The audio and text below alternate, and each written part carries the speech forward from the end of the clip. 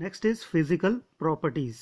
सो aliphatic carboxylic acid जो 9 carbon atom तक के होते हैं वो क्या होते हैं, कलरलेस होते हैं, लिक्विड होते हैं रूम टेम्परेचर पे, विद अनप्लेजेंट ऑर्डर। उनकी कुछ खुशबू जो होती है, बदबू बोल सकते हैं वो, मतलब बदबू सी होती है। The higher acids are wax like solids, wax आपने देखी है मोम, उसकी तरह होते हैं। And are practically odourless due to their low volatility. तो वो ओडरलेस होते हैं क्योंकि वो वोलाटाइल होते हैं, फटाफ जल्दी से क्या हो जाते हैं वो गैसीय स्टेट में चेंज हो जाते हैं। Carboxylic acids are higher boiling liquids than aldehydes, ketones and even alcohols of comparable molecular mass. This is very important, क्योंकि कार्बोक्सिलिक एसिड्स का बॉइलिंग पॉइंट क्या होता है, सबसे ज़्यादा होता है एल्डिहाइड से, कीटोन से और अल्कोहल से भी। क्योंकि आपको तो पता है अल्कोहल में क्या होती है, इंटरमॉलिक्यूलर हाइड्रोजन बॉन्डिंग प्रेजेंट होती है, एल्डिहाइड में नहीं होती, कीटोन में नहीं होती है। बट कार्बोक्सिलिक एसिड्स में क्या होती है, there is more extensive association of carboxylic acid molecules through intermolecular hydrogen bonding. मतलब यहाँ पे इंटरमॉलिक्यूलर हाइड्रोजन बॉन्डिंग जो होती है वो काफ़ी ज़्यादा स्ट्रांग होती है, तो उसकी वजह से इनका बॉइलिंग पॉइंट क्या होगा, काफ़ी ज़्यादा होगा।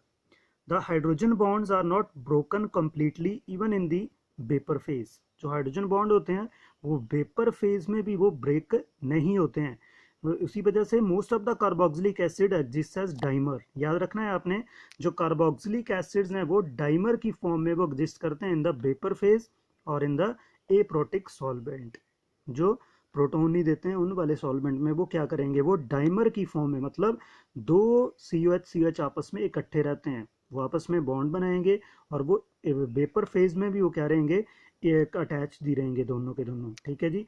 Next one is simple aliphatic carboxylic acids having up to 4 carbon atoms are miscible in water.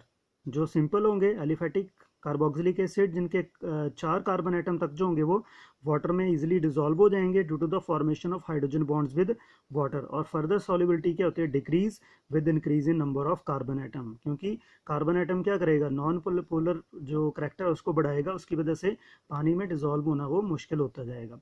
Higher carboxylic acids are practically insoluble in water. जो हायर होंगे कार्बोक्सिलिक एसिड वो क्या होते हैं, इनसॉल्युबल होते हैं water due to the increased hydrophobic interaction of the hydrocarbon part. क्योंकि hydrocarbon part जितना बढ़ता जाएगा उतनी ज़्यादा पानी में डिजोल्व होने की टेंडेंसी कम होती जाएगी। Benzoic acid, the simplest aromatic carboxylic acid, is nearly insoluble in cold water. Benzoic acid जो सबसे सिंपल वाला है एरोमेटिक का, तो वो क्या होता है, it is insoluble in cold water. Carboxylic acids are also soluble in less polar organic solvents like benzene, ether, alcohol and chloroform। उनमें वो soluble होते हैं। So these are the physical properties of carboxylic acids। Next start करते हैं chemical reactions। So chemical reaction में सबसे पहले जो reactions होंगी, reactions involving cleavage of OH bond। O और H के बीच में जो bond है वो break होगा, ठीक है। उसके बीच में फर्स्ट आता है एसिडिटी।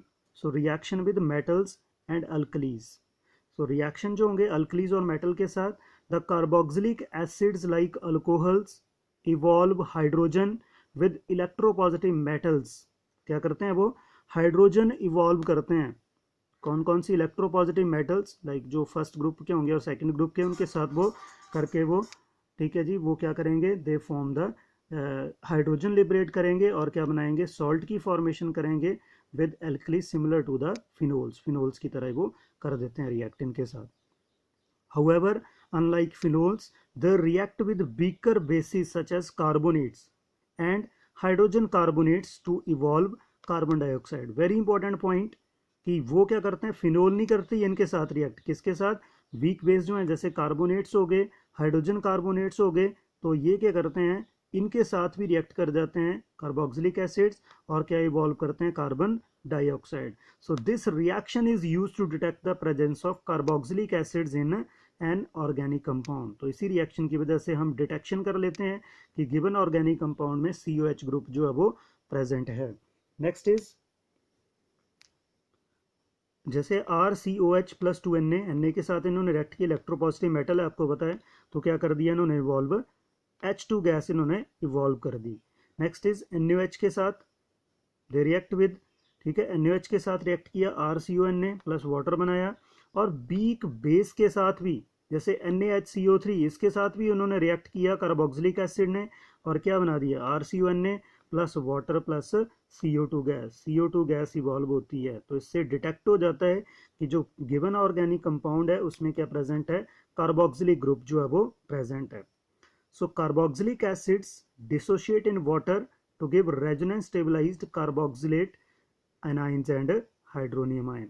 तो जो कार्बोक्सिलिक एसिड जो भी डिसोशिएट होंगे वाटर में तो उनका रेजोनेंस स्टेबलाइजेशन होती है। ठीक है, जैसे देखिए यहाँ पे जैसे RCOH, तो इसको जब हमने क्या किया, डिजोल्व किया वाटर में, तो क्या बना, H3 पॉजिटिव।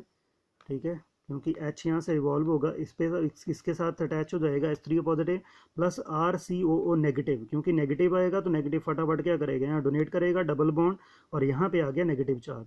उसके बाद फर्दर ये वाला फिर करेगा और ये वाला ऐसे आने की कोशिश करेगा। तो this is the resonance hybrid structure of the carboxylate जो एनायन होगा।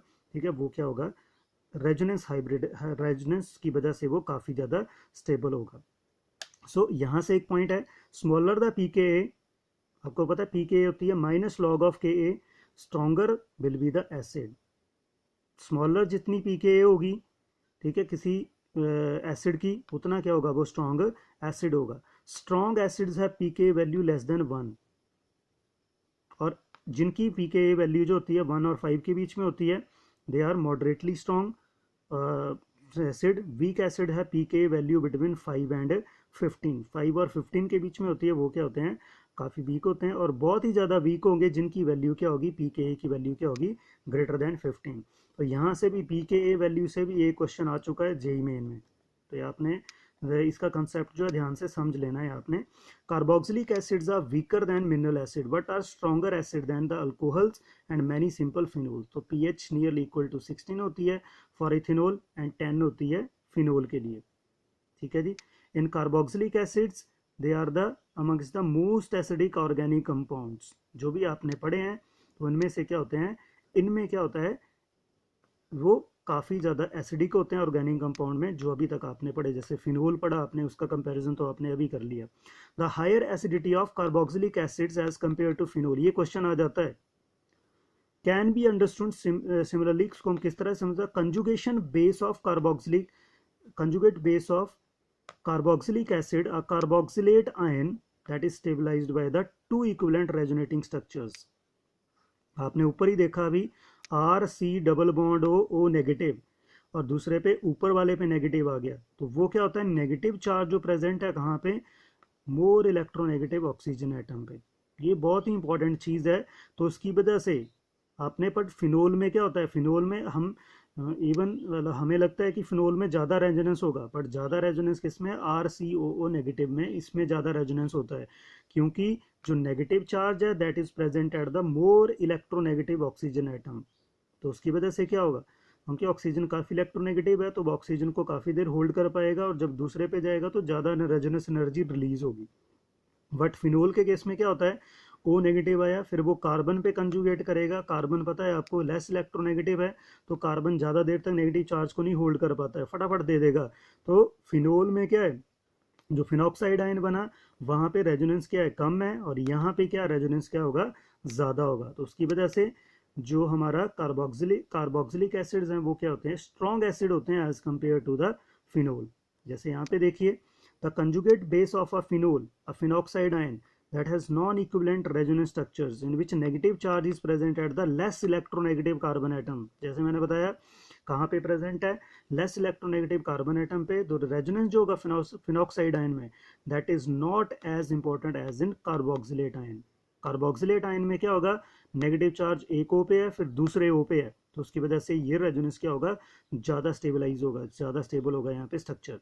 Negative charge is delocalized over two electronegative oxygen atom in carboxylate ion, whereas it is less effectively delocalized over the one oxygen atom and less electronegative carbon atom in phenoxide ion. Thus, carboxylate ion is more stabilized than phenoxide ion. So, carboxylic acids are more acidic than phenols. ये आपने ध्यान रखना है कि phenol और carboxylic acid में कौन ज़्यादा एसिडिक है, कार्बोक्सिलिक, क्योंकि उनमें नेगेटिव चार्ज 2 ऑक्सीजन पे, ठीक है, कंजुगेट हो रहा है तो उसकी वजह से क्या होगा, ज़्यादा वो स्टेबल स्ट्रक्चर्स हैं।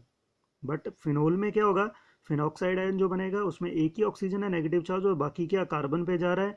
सो वो जो फिनॉक्साइड आयन है that is not much resonance stabilize, ठीक है, एज कंपेयर टू द किसके, as compare to carboxylate ion. So that is why phenol जो होगा less acidic than carboxylic acid.